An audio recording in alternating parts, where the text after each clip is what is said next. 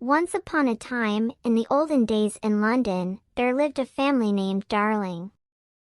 The Darling family consisted of 3 children named Michael, John, and Wendy. Wendy, the oldest of the siblings, had blue eyes and blonde hair. With her loving heart, she brought joy to the home and always protected her siblings. The family also had a dog named Nana, native to the Newfoundland region, who served as a sort of nanny for the children. Despite Nana's large and imposing appearance, she was affectionate and gentle, beloved by the entire family. Thanks to her presence, the family felt very secure at home. One day, the parents of the Darling family prepared to attend a fundraising event for the Children's Aid Society.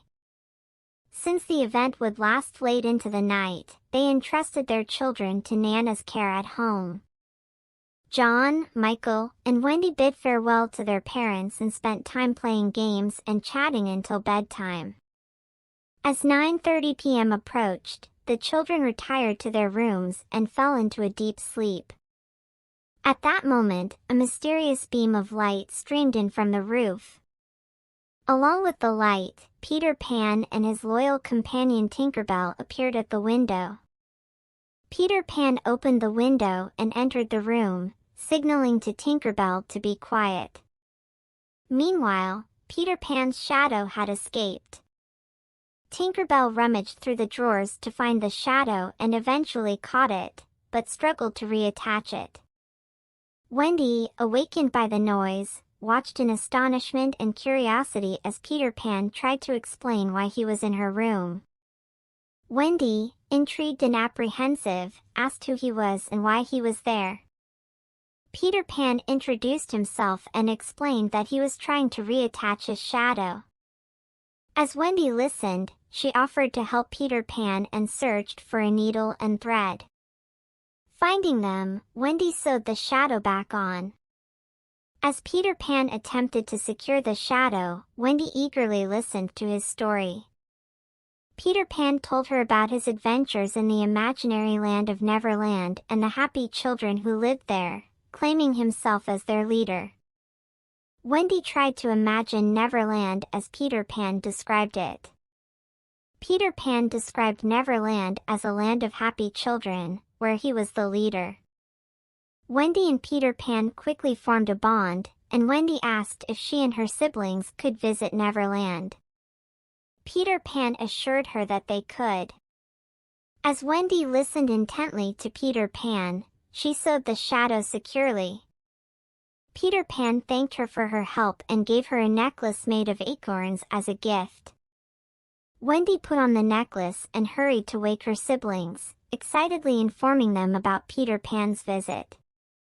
The children were overjoyed to see Peter Pan.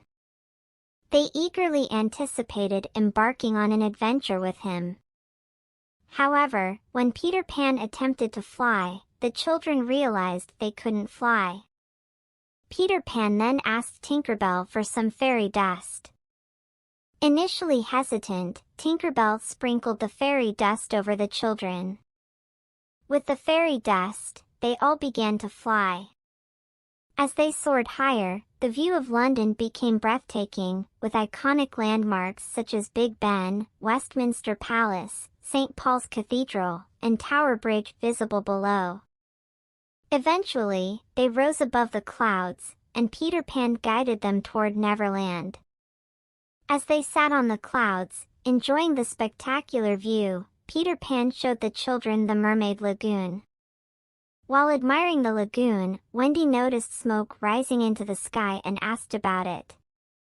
Peter Pan explained that it was the native campfire and warned them about Captain James Hook and his pirate ship. Wendy questioned why he warned them about the pirates. Captain Hook was the leader of a group of pirates who resided on a ship called the Jolly Roger. Peter Pan described Captain Hook as the worst and most dangerous among the pirates, who only feared one thing, a crocodile. Wendy asked why the captain feared the crocodile. Peter Pan began to recount the story behind Captain Hook's fear. One day, Captain Hook had mistreated a child, and Peter Pan had intervened to protect the child. In a fit of rage, Captain Hook attempted to harm Peter Pan but accidentally cut off his own hand, causing his wristwatch to fall into the sea. The wristwatch was swallowed by a crocodile, and since then, Captain Hook harbored a deep grudge against Peter Pan, constantly plotting his revenge. As Peter Pan and his friends entered Neverland, Captain Hook spotted them through his telescope and ordered his crew to capture them. Wendy warned Peter Pan that they had been spotted. Peter Pan asked Tinker Bell to take Wendy and the children to safety. However, Tinker Bell, feeling jealous of Wendy's friendship with Peter Pan, initially considered leaving her behind. She eventually agreed to stay and wait for Wendy's return. Meanwhile, Peter Pan devised a plan to defeat Captain Hook, involving the crocodile. He sought the crocodile's help and together they approached the location of Hook's ship. Hearing the ticking of the clock still inside the crocodile, Captain Hook realized the danger and sailed away in fear. Returning to Wendy and the others, Peter Pan found Wendy unconscious on the ground, hit by a stone thrown by Captain Hook aiming for Peter Pan. Peter Pan carried Wendy home. When Peter Pan asked John and Michael why they left Wendy alone, Tinker Bell, feeling remorseful for her jealousy, admitted that she had left Wendy alone and apologized. Thinking Wendy would not wake up again, the brothers cried by her side, but Wendy began to stir. It turned out that the stone thrown by Captain Hook had hit the acorn necklace that Peter Pan had given her. Realizing it was time to return home, Wendy and her brothers bid farewell to Peter Pan and flew back to London. When they arrived home, they told their parents about their adventure and introduced them to Peter Pan. Wendy and the children asked their parents if Peter Pan could stay with them. Delighted, their parents agreed, and Peter Pan promised to never grow up and to continue living in Neverland. As Peter Pan journeyed back to Neverland, he waved goodbye to Wendy and the children, asking them never to forget him.